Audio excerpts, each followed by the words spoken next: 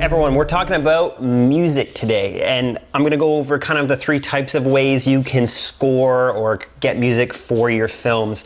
But I'm also not going to tell you what music necessarily to use, although what I'm going to do is I'm going to go through the film we're currently cutting and play you a couple different tracks for a scene to show you how much the tone of music is important for your films, and I'll play you some music that works and that doesn't work, and you get to follow along and you can kind of decide what you like. So the three different ways you can get music are subscription-based music libraries online like MusicBed and Epidemic Sound. The number two is actually working with composers, which we do often. I'll talk about the strengths about that. And then thirdly, it's actually licensing artist music that's already out there, commercial type music. And that's kind of how the pricing would go. The cheapest is to have a subscription, the next is to work with composers, and then the third is to go buy your favorite Ariana Grande song, but that's expensive. So number one, let's talk about music subscriptions or online music libraries. And we're actually giving you guys discounts to two of my favorite by far. It's MusicBed and Epidemic Sound.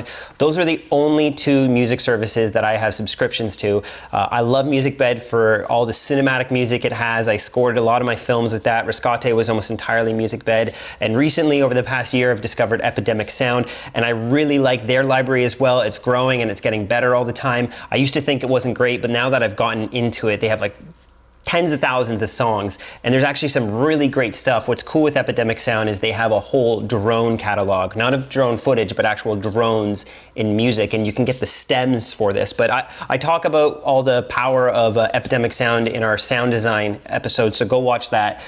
Today I'll be using a mix of MusicBed music and Epidemic Sound. I have both subscriptions. I would suggest you check them both out. They're both great. They're both worthwhile to have because it gives you a larger library. I would say the best two libraries by far on the internet. But anyways, what I have for myself on my computer is I have a huge folder of all the music that I've used over the years.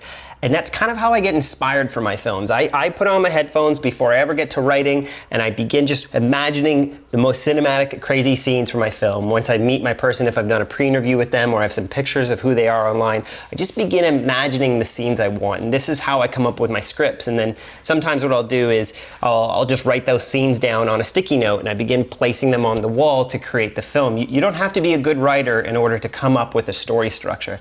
But for me personally, music is my inspiration. So that's definitely an important part of my process, and that's why I love MusicBed and Epidemic Sound, because I just go to their websites and I just begin listening to music to get inspired. And since you're one of the students of the Art of Documentary, we have an exclusive playlist on MusicBed right now for the Art of Documentary students, so you can kind of hear all the music that inspires me, and maybe it inspires you. I like just listen to music sometimes, and oh, we're playing some music right now. Just listen to music and write down the scenes that come to mind that inspire you. Now, the number two way to work with music for your film is to work with composers. I'm going to play you some scenes right now for No Country is an Island. We worked with a team of composers for this. Then he's the one who first told me it's a blast. The whole church was gone, the roof was gone, and everywhere you can see the bloods and the screaming.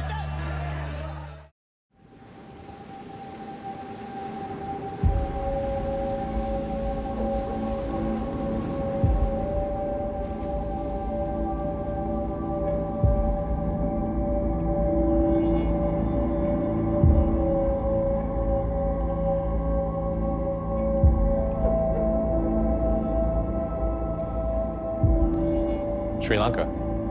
It's home for me.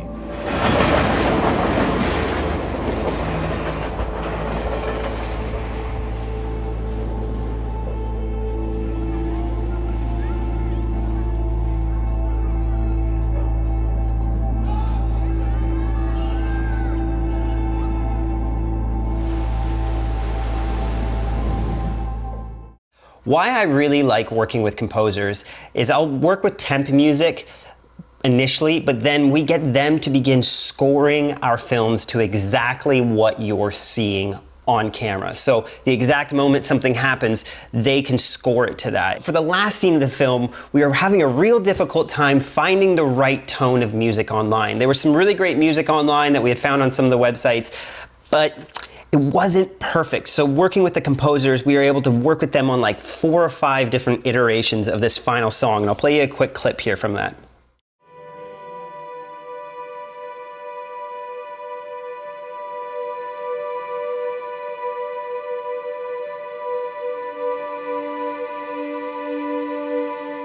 for the children who were born after the war ended. Showcasing true resilience of the people being able to bounce back would be the best example that we could provide to them.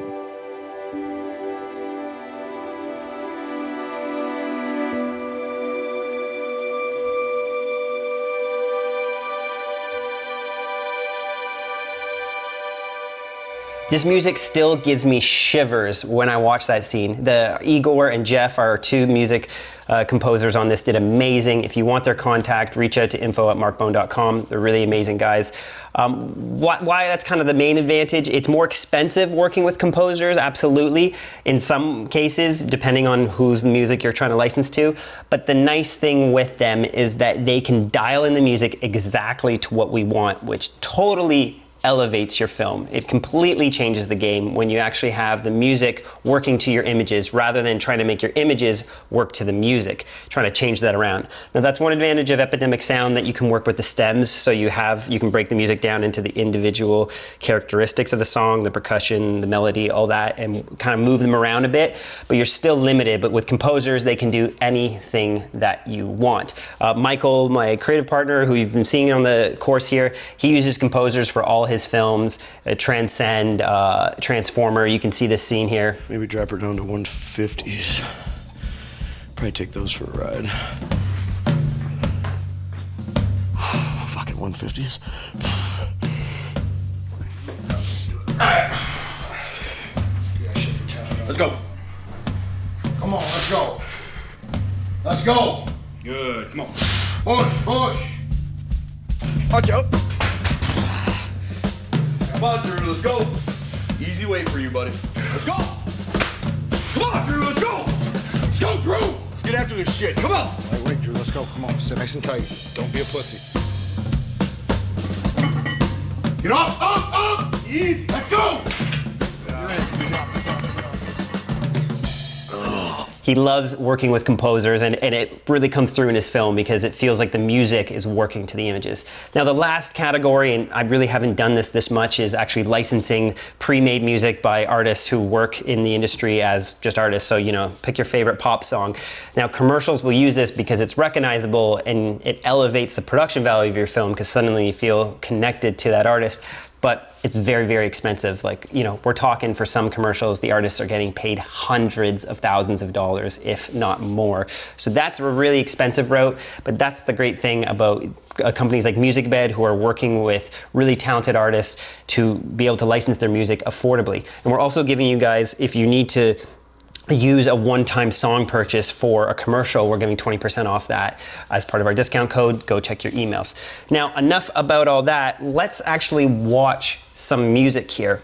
I'm going to show you, I got a bunch of different tones, and I'm going to talk about a kind of few characteristics for music. The number one point I would say is I like to use drones. I try to take away percussion when I have someone talking about something emotional because the percussion is driving the edit forward. Now, this is a general principle, it's not a rule. Again, music is so subjective that what you think could work for a scene, I could think totally doesn't, and the other way around. So I actually found when me and Michael collaborated on No Country's an Island, we often would have different opinions about the music, which was really interesting because he was feeling something different than I was. So music is subjective, but let's watch a couple scenes here. This is a film that we're still in the middle of editing. I'm only about 2/3 of it done. I'm working with a really, really great director, Kwesi Thomas. We've collaborated on this. Kwesi's actually in the film. Where is he? There he is. But this scene is this couple. This film is all about race. This is about people growing up in Toronto and their experience with race. And this is a really cool couple, Natasha and Kevin. They're just talking about their experiences when they got married as a black and white couple. And Kevin's talking about his grandma here. He says something along the lines that at one point she didn't want them to get married. And then we go into the scene where Kwesi is skateboarding and his wife, Bree, who's white, starts talking about what it's going to be like to have a mixed race child. So we've kind of gone through some emotion here. We have a little bit of on-screen action, but I'll play you in the end the music I chose. But first, let's work through a couple different music options and I can kind of talk about why I wouldn't use them or why I think they might work. So let's watch this clip. Yeah, she told me that she was going to cut me out of the will if I married a black woman. And I said, okay, that's fine. You can do what you need to do if that's what you want, but I'm not going to let that determine my decision. All right, I'm actually feeling this.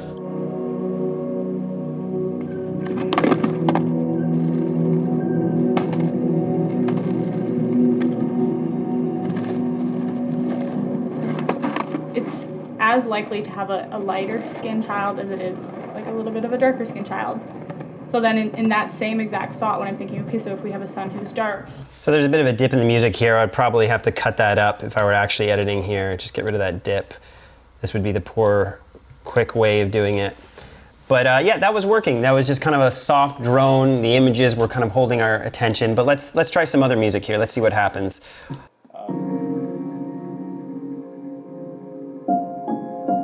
Interesting. So now we have a bit of melody.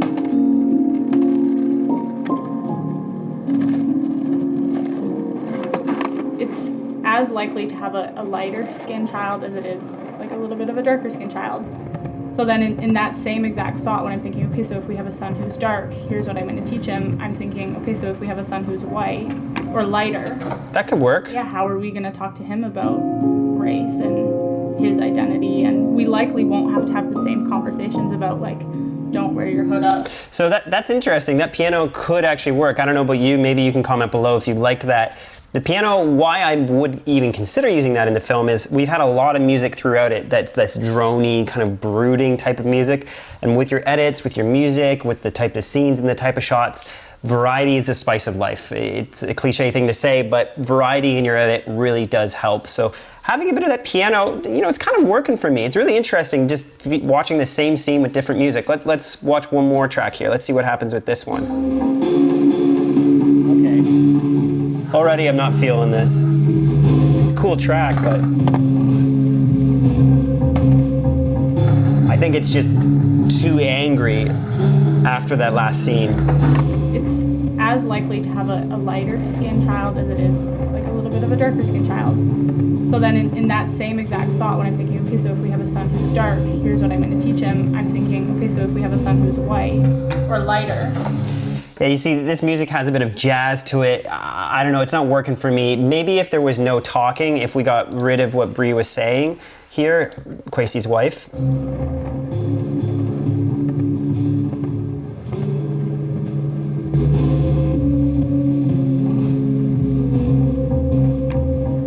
I don't know, it's just not working for me, that tone. So here's another track.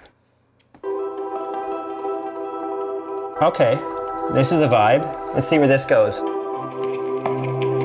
This, to me, is really strong, but maybe it shouldn't be played in the middle of the film.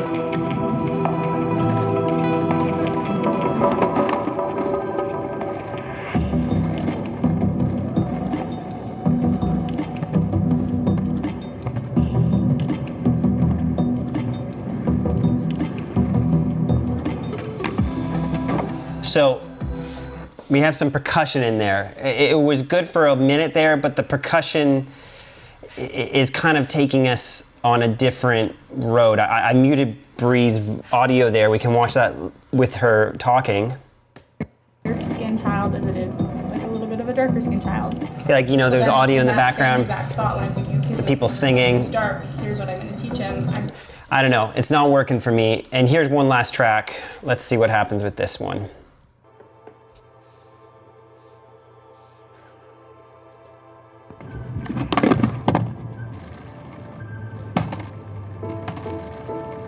So again, the piano's acting like percussion here.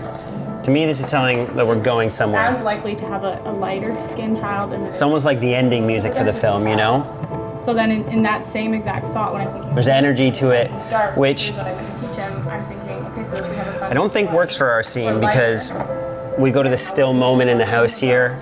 Race and his identity, and we likely won't have to have the same conversations about like. So you can see emotionally, this is just a scene in the film where they're working through a conversation as a couple about what it would be like to have their own child, and you can definitely see here the music is not working because this music is building, it's going somewhere. So your music needs to complement where your actual scene is going in the film. So I'll actually play you the music that I actually used in the film, or what I have currently. Let me get Bree talking again here.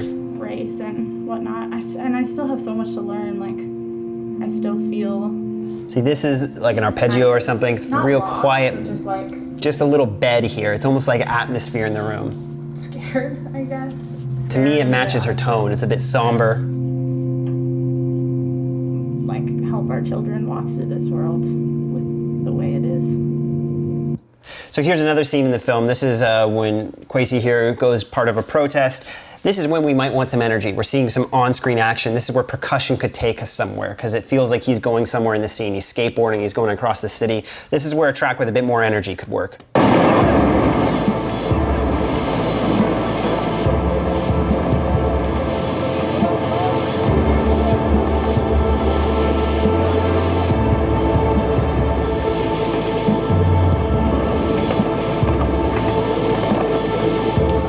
So this track has percussions, it's big, and you can see our shot reflects that. They're really working together. It's a really big shot. We have lots of people, there's action, the sound's intense. So this music worked much better than obviously over here. That might seem obvious, but you can kind of use music even to contrast what's happening on camera. Music is your emotion, it's the tone of the scene, it's one of the biggest impacts next to editing, pacing, to the tone and the feel of your whole film. Don't ever overlook music. Don't leave this just to the last minute. Now, you might be a music composer and music is the only way you think about your edit, and that's good. But for me, I like to kind of get into my story first with my interviews, and then I begin trying out the different tracks to see what is actually going to really match the tone of that scene, what is going to help make that scene even better than it was before. And as you can see, you can option music throughout it. So just giving you guys a quick little sample of how I would go through and try different tracks in one of my edits and the track that I ended up using in the end. But definitely go try out the trials. We have the subscription codes that you can get in your emails for both MusicBed and Epidemic Sound. Another guy that I love to work with, he's a good friend of mine, Timothy Mann. He's an incredible music composer. Actually, I'll play some of Tim's music right now. It'll take us through to the end of the video. But if you guys need contacts to composers, definitely reach out to me. I know a ton and work with some amazing ones. It's a great way to help really tailor the music in your film to what you're trying to accomplish. But I'll see you guys on the next one.